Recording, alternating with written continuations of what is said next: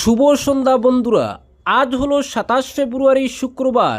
আজকের সন্ধ্যার বিশেষ বিশেষ খবর হলো আসন্ন বিধানসভা নির্বাচনকে সামনে রেখে 121 নম্বর হাইলাকান্দি বিধানসভা কেন্দ্র ঘিরে রাজনৈতিক জল্পনা তুঙ্গে উঠেছে। বিজেপির টিকিট কার ভাগ্যে যাবে তা নিয়ে জেলা জুড়ে তীব্র আলোচনা চলছে। রাজনৈতিক মহলের মতে ডিলিমিটেশনের পরে এই কেন্দ্রটিতে হিন্দু ভোটারের প্রভাব বাড়ায় বিজেপির টিকিট পেলে সংশ্লিষ্ট প্রার্থী জয়ের দৌড়ে অনেকটাই এগিয়ে থাকবেন। দলীয় সূত্রে জানা গেছে, হাইলাকান্দি কেন্দ্রে বিজেপির টিকিট পাওয়ার আশায় অন্তত 21 জন নেতা সক্রিয়ভাবে লবিং করছেন। তবে মূল প্রতিযোগিতায় রয়েছেন বিজেপির রাজ্য সহসভাপতি মুন স্বর্ণকার, প্রাক্তন বিজেপি যুব মোর্চার সভাপতি ডক্টর মিলন দাস, প্রাক্তন কেন্দ্রীয় বিজেপির যুব মোর্চার সম্পাদক সৈকত দত্ত চৌধুরী, বর্তমান জেলা বিজেপির সভাপতি কল্যাণ গোস্বামী এবং প্রাক্তন জেলা সভাপতি স্বপন ভট্টাচার্য। সূত্রের দাবি, প্রথম তিনজনই অতীতে বিধানসভা নির্বাচনে প্রতিদ্বন্দ্বিতা করে পরাজিত হন। অন্যদিকে কল্যাণ গোস্বামী ও স্বপন ভট্টাচার্যের এই নির্বাচনে লড়ার অভিজ্ঞতা নেই। বর্তমান জেলা সভাপতি কল্যাণ গোস্বামী একসময় হাইলাকান্দি পুরসভার চেয়ারম্যান ছিলেন। একাধিক অনাস্থা প্রস্তাবের পর তিনি পদচ্যুত হন। পরে তাকেই জেলা সভাপতির দায়িত্ব দেওয়া হয়। রাজনৈতিক মহলে তিনি হাইলাকান্দির অভিভাবক মন্ত্রী কৃষ্ণেন্দু পালের ঘনিষ্ঠ বলে পরিচিত। তবে দলের একাংশের অভিযোগ, জেলা সভাপতির পদে থেকে টিকিট দাবি করা দলীয় নীতির পরিপন্থী। ফলে শেষ তালিকায় তার নাম থাকবে কিনা তা নিয়ে সংশয় রয়েছে। অন্যদিকে ডক্টর মিলন দাস ও সৈকত দত্ত চৌধুরী আরএসএসের সুপারিশের মাধ্যমে টিকিট পাওয়ার চেষ্টা চালাচ্ছেন বলে জানা গেছে। প্রাক্তন জেলা সভাপতি স্বপন ভট্টাচার্য তার স্বচ্ছ ভাবমূর্তি ও সাংগঠনিক যোগাযোগের উপর ভরসা করে এগোচ্ছেন। এদিকে বিজেপির অন্দরে সবচেয়ে জোরালোভাবে ঘুরছে রাজ্য সহসভানেত্রী মুন স্বর্ণকারের নাম। দীর্ঘ প্রায় 35 বছরের রাজনৈতিক অভিজ্ঞতা, রাজ্য নেতৃত্বের সঙ্গে সুসম্পর্ক এবং চা বাগান এলাকায় তার প্রভাব, সব মিলিয়ে তিনি ফেভারিট বলে মনে করছেন অনেকেই। দলীয় সূত্রের দাবি, মুখ্যমন্ত্রী ডক্টর হিমন্ত বিশ্ব শর্মার সম্মতিও তার পক্ষে যেতে পারে। তবে শেষ পর্যন্ত বিজেপির কেন্দ্রীয় নির্বাচন কমিটির সিদ্ধান্তই চূড়ান্ত হবে। ফলে হাইলাকান্দি কেন্দ্রে কে বিজেপির প্রার্থী হবেন তা জানতে আরও অপেক্ষা করতে হবে রাজনৈতিক মহলকে। অপরদিকে বিজেপিকে পরাজিত করার লক্ষ্যে মিত্রতা জরুরি। বিজেপিকে পরাজিত করার জন্য রাইজর দল মিত্রতার পক্ষে ছিল, আছে এবং মিত্রতা না হওয়া পর্যন্ত থাকবে। শীঘ্রই কংগ্রেসের সঙ্গে মিত্রতা হবে রাইজর দলের, এই মন্তব্য বিধায়ক তথা রাইজর দলের সভাপতি অখিল গগৈর।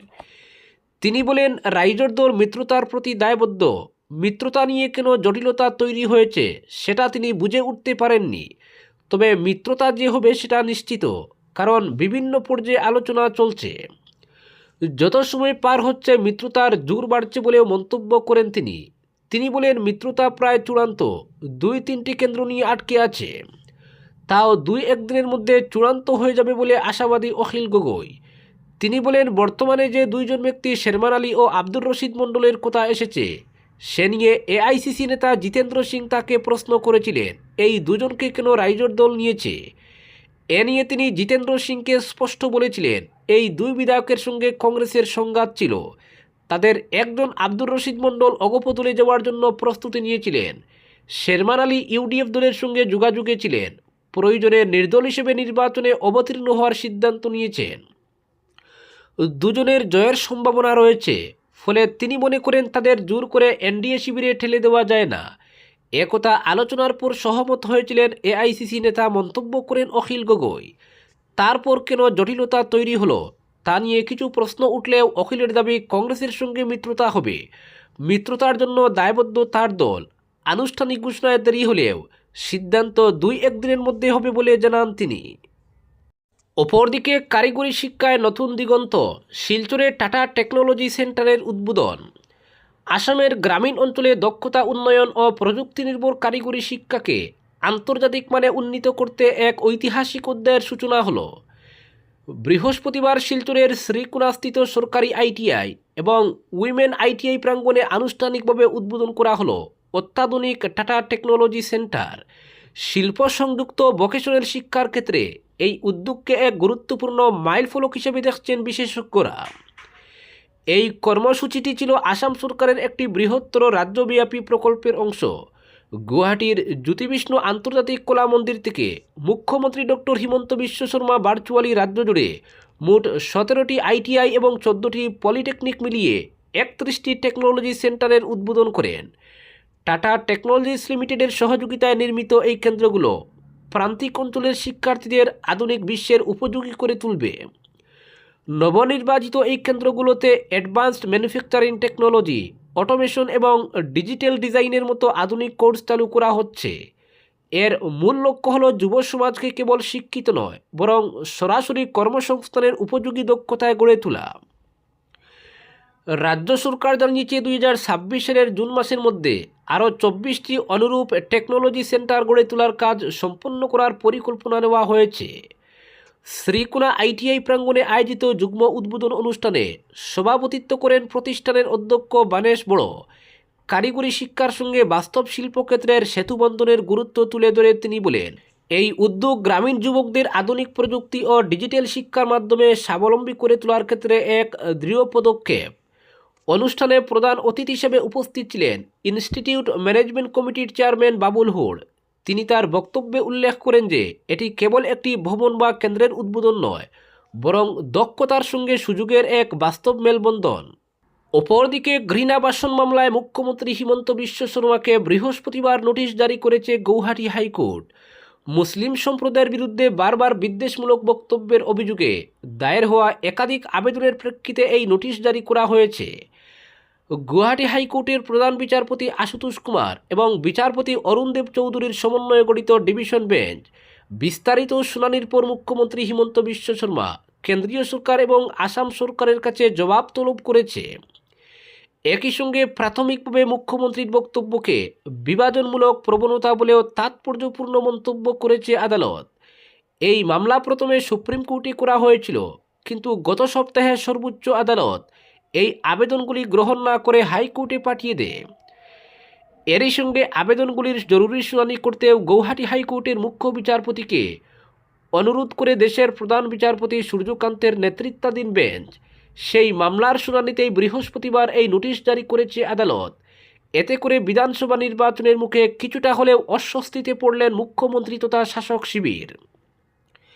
এদিন আদালত স্পষ্টভাবে মন্তব্য করেছে, আবেদনকারীদের দ্বারা পেশ করা মুখ্যমন্ত্রীর বক্তব্যগুলিতে বিভাজনমূলক প্রবণতা পরিলক্ষিত হচ্ছে। আদালত বলেছে, বিবাদী পক্ষকে নোটিশ জারি করা হলো, অর্থাৎ কেন্দ্র সরকার ও আসাম সরকারের পক্ষে আইনজীবী গ্রহণ করেছেন। বিবাদী নং 3 মুখ্যমন্ত্রী হিমন্ত বিশ্ব শর্মার প্রতি নোটিশ জারি করা হোক। মামলাটির পরবর্তী শুনানি এপ্রিল মাসে হবে। আবেদনকারীদের পক্ষে প্রবীণ আইনজীবী সিইউ সিং যুক্তি দেন, মুখ্যমন্ত্রী ডগ হুইসলিং অর্থাৎ পরোক্ষভাবে উস্কানিমূলক কৌশল অবলম্বন করে বলেছেন, মিয়া মুসলিমদের আসামে ভোট দেওয়া উচিত নয়, বরং বাংলাদেশে ভোটাধিকার থাকতে পারে। তিনি আরও উল্লেখ করেন, মুখ্যমন্ত্রী প্রকাশ্যে বলেছেন যে তিনি মিয়া মুসলমানদের ভোট চুরি করবেন এবং অনেক মুসলিম ভোটারের নাম ভোটার তালিকা থেকে বাদ দেওয়া হবে। প্রধান বিচারপতির পর্যবেক্ষণ ছিল, প্রতিটি বক্তব্য আগেরটির সঙ্গে সামঞ্জস্যপূর্ণ নয়। ভোট চুরি বলা হচ্ছে কেন? আমরা ভোট চুরি করতে চাই, এগুলি বড়াইয়ের মতো শোনাচ্ছে। অন্যান্য বক্তব্য নিয়ে বলা যায়, কিন্তু সব কিছু নয়। আপনারা যা দেখাচ্ছেন তাতে বিভাজনমূলক প্রবণতা দৃশ্যমান। দেখা যাক তারা কি বলেন। আবেদনকারীরা অভিযোগ করেছেন, মুখ্যমন্ত্রী বারবার মুসলিম সম্প্রদায়কে লক্ষ্য করে ঘৃণাসূচক বক্তব্য রাখছেন। উল্লেখ্য, 27 জানুয়ারি এক জনসভায় হিমন্ত বিশ্ব শর্মা বলেন, 4 থেকে 5 লক্ষ মিয়া ভোটারকে ভোটার তালিকা থেকে বাদ দেওয়া হবে এবং হিমন্ত বিশ্ব শর্মা ও বিজেপি মিয়াদের বিরোধী। মিয়া শব্দটি আসামে মুসলিমদের প্রতি অবমাননাকরভাবে ব্যবহৃত হয়। এরপর 7 ফেব্রুয়ারি আসাম বিজেপির অফিসিয়াল এক্স হ্যান্ডেলে একটি ভিডিও শেয়ার করা হয়, যাতে মুখ্যমন্ত্রীকে 2 মুসলিম ব্যক্তির অ্যানিমেটেড ছবির দিকে বন্দুক তাক করে গুলি করতে দেখা যায়। ভিডিওতে পয়েন্ট ব্ল্যাক পয়েন্ট এবং নো মার্সি জাতীয় টেক্সট উল্লেখ ছিল। এই ঘটনার প্রেক্ষিতে বিশিষ্ট বুদ্ধিজীবী হিরেন গুহাই, প্রাক্তন পুলিশ প্রধান হরেকৃষ্ণ ডেকা, কংগ্রেস, সিপিএম সহ অন্যরা হাইকোর্টে আবেদন দায়ের করেন। এর আগে সুপ্রিম কোর্ট এই বিষয়ে হস্তক্ষেপ করতে অস্বীকার করে আবেদনকারীদের প্রথমে হাইকোর্টে যাওয়ার নির্দেশ দিয়েছিল। শুনানিতে আবেদনকারীদের পক্ষে প্রবীণ আইনজীবী অভিষেক মনু সিংভি, সিইউ সিং এবং মীনাক্ষী আরোরা উপস্থিত ছিলেন। অপরদিকে মন্ত্রীর বিরুদ্ধে অশোভন মন্তব্য মামলা বিজেপির সংখ্যালঘু সেলের।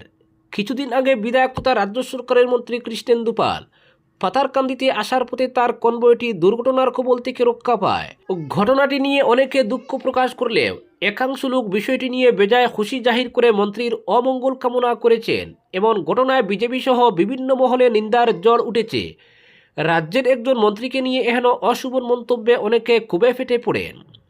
বিজেপির সংখ্যালঘু সেলের এক প্রতিনিধি দল নিলামবাজার থানায় উপস্থিত হয়ে সোশ্যাল মিডিয়ায় মন্ত্রীর নামে কটু মন্তব্যকারীদের বিরুদ্ধে এক মামলা দায়ের করে সঠিক তদন্ত সহ এতে জড়িত দুষ্ট চক্রটিকে চিহ্নিত করে কঠোর শাস্তির দাবি জানান।